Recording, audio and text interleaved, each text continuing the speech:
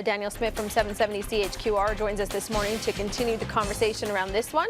You're going to be talking to an economist, Danielle, about what businesses we want to see in this provincial budget. Yeah, what's on their wish list? It's always great when you've got a new voice to talk about economic matters, because we have some really great spokespeople from Alberta Treasury, ATB. We always have had good analysis from them. But there's a new business group that started up in the last year called the Business Council of Alberta. They have a counterpart at the federal level, but this is the first time that they've got a group together that represents the biggest businesses and industries in Alberta, not just oil and gas, but also construction. And it is a unique voice. We often have a bunch of advocates for taxpayers, advocates for small business, but that big business perspective, the ones who benefit the most from tax cuts, and they also have the ability to make the most jobs, do the most capital investment when tax cuts come. They haven't really had a voice before. So Mike Holden has joined them as their senior economist. He came from the Manufacturers and Exporters Association. So we'll talk to him today about a few things, about what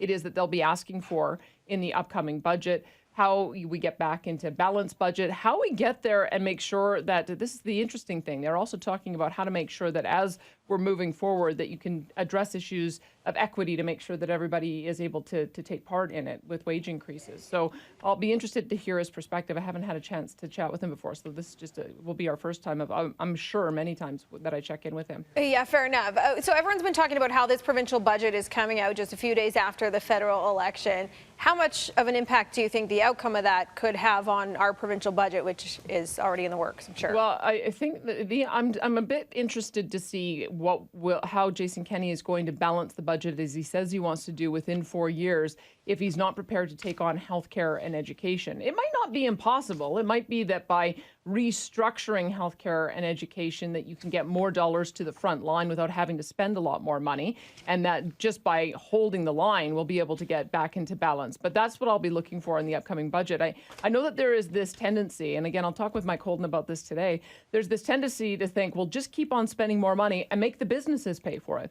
But if you tax businesses too high, they just decide to go to other jurisdictions. We're already seeing a very aggressive campaign by Texas to try to attract our oil companies away.